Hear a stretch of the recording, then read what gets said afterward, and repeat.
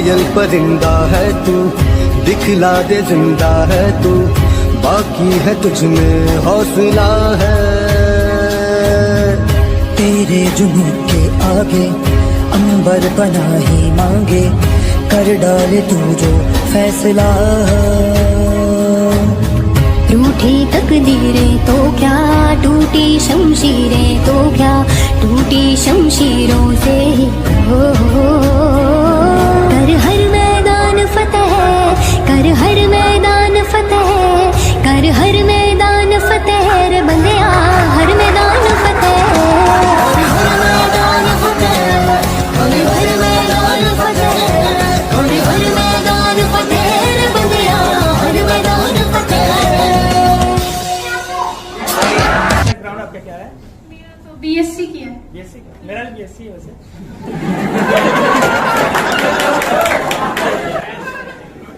नहीं, जैसा कि मैम आप बताती हैं कि आप यूपीएससी के लिए कोई कोचिंग नहीं की थी, तो ये बताइए मैम कि आपको इतना कॉन्फिडेंस कैसे था कि आपको कभी डर या घबराहट नहीं होता था कि बिना कोचिंग किए या बिना गाइडेंस के आप यूपीएससी क्लियर कर पाओगे कि नहीं?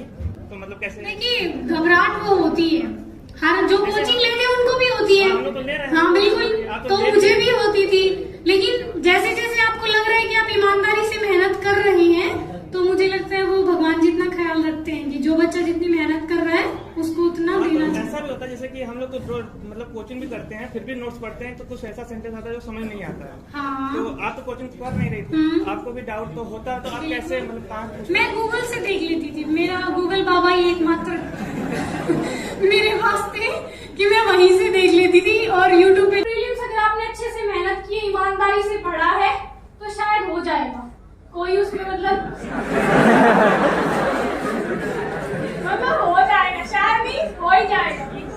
ठीक है, हमारा तो हो गया।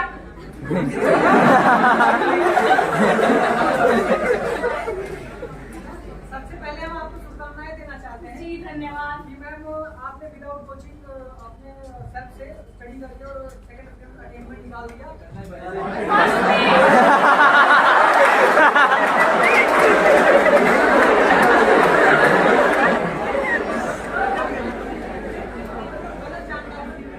अच्छा, गलत जानकारी मिल गई थी आपको। थोड़ा सुसाइड के बारे में बताइए कि मतलब सेल्फ से सुसाइड कैसे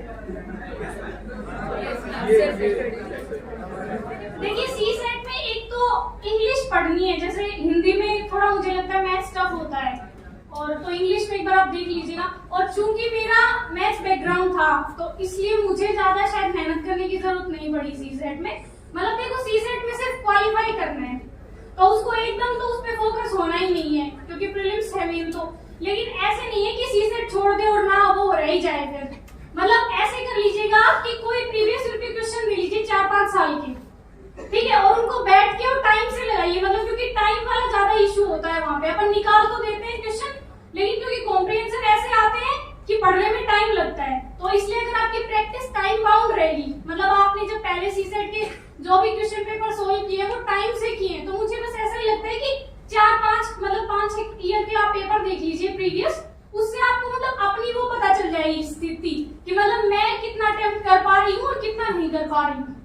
तो अगर आपको ऐसा लगे कि नहीं हो रहा है टाइम से, या मतलब क्वेश्चन पूरे मतलब क्वालिफाइंग मार्क्स नहीं हो रहे हैं, तो फिर आप यही कर सकते हैं कि कोई प्रीवियस ईयर्स की या मतलब जो भी कोचिंग आप कर रही हैं वहाँ। लेकिन मैंने सी सेट के लिए कोई पढ़ा नहीं पर्टिकुलर, इसलिए मैं शायद उतना एबल नहीं हूँ आपको बता पाने में सी सेट के लिए।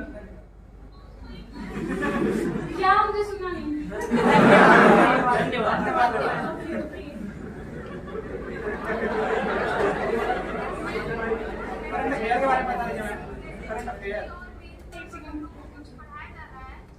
क्या क्या एक बार जोर से बोलिए। बाद में तो देखिए इतना टाइम नहीं होता है, लेकिन शुरुआत में कोशिश मैंने की थी कि कोई अच्छे वर्ड्स जैसे भी होते हैं जो थोड़े से मतलब ऐसा लगता है कि हाँ मतलब प्रभावशाली है, तो आप कोशिश करिए उनको नोट डाउन कर दें। तो न्यूज़पेपर से या मैगजीन से या जहाँ से भी आपको अच्छे वर्ड मिले आप नोट डाउन कर लीजिए उनको और फिर यूज करिए उन्हें।